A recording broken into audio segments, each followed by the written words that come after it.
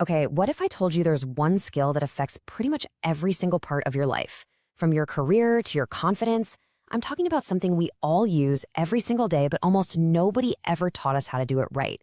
And it's almost always misunderstood. And that's the whole point right there. The minute people hear the word sales, they get this image of some pushy car salesman.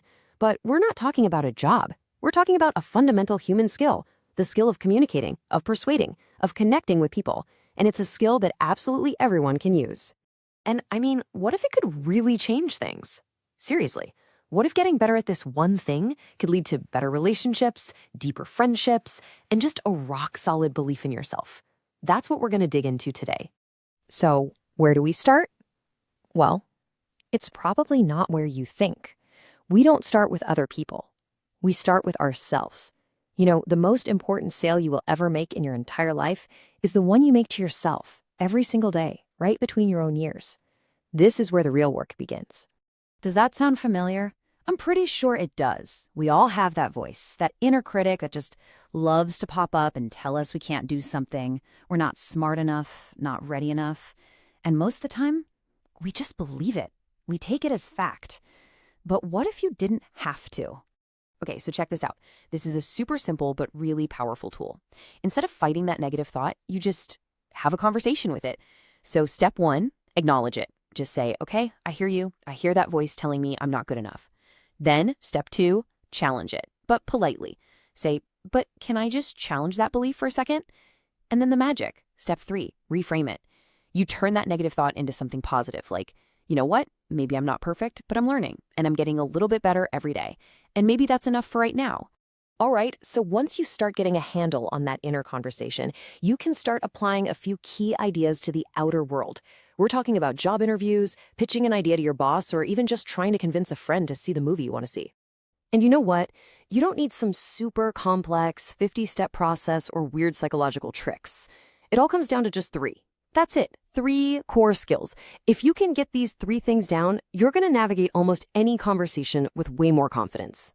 So, skill number 1 is leverage, and this one is huge.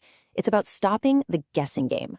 Leverage is all about listening, about asking the right questions to figure out what someone's actual problem is. What's their pain point?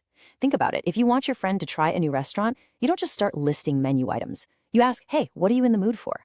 Your job isn't to push your idea, it's to figure out the problem that your idea can solve for them. Next up, value. This is a classic for a reason. You gotta sell the sizzle, not the steak. Nobody really cares about all the features of your product or the tiny details of your plan. What they care about is the transformation. How is their life going to be better, or easier, or just plain different after they say yes? Always, always focus on the outcome for them. And finally, the ask. This sounds so obvious, but it's where so many people trip up. They hint at what they want, they talk around it, but they never just ask. You have to make a clear, simple, and direct request. A lot of the time when people say no, it's not because they don't want your idea, it's because your ask was confusing. So be bold and be clear. Okay, let's talk about the elephant in the room. This is a big one, because the second that we start talking about sales or persuasion, that little alarm bell goes off in our heads, right? We get worried about being pushy or worse, manipulative. So let's draw a really, really clear line in the sand. Just look at the difference here. On one side, you have manipulation. That's all about pushing something on someone for your benefit. It's selfish. But on the other side, you have something we'll call emotional leadership. And that's about guiding someone to a solution that you genuinely believe is for their benefit. One creates distrust, the other builds real trust. And this right here, this is the entire game. The difference is your own belief, your conviction. If you genuinely deep down believe that what you're offering, whether it's an idea, a product, or even just yourself in a job interview, is actually going to help that other person, then you're not manipulating. You're helping. You're leading.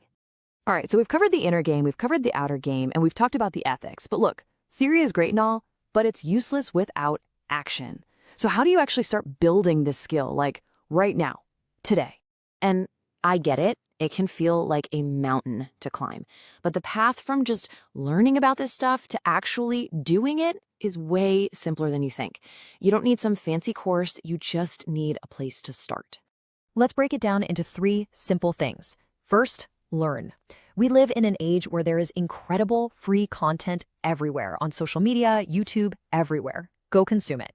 Second, practice. You have to get your reps in.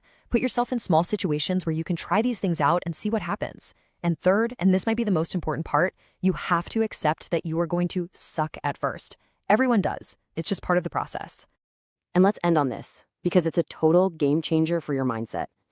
We all think we need to feel confident before we do the scary thing, but it's the complete opposite. Confidence isn't something you start with, it's something you earn. It's the result you get after you do the hard things, after you face rejection and realize you survived. So the real question isn't how to feel more confident.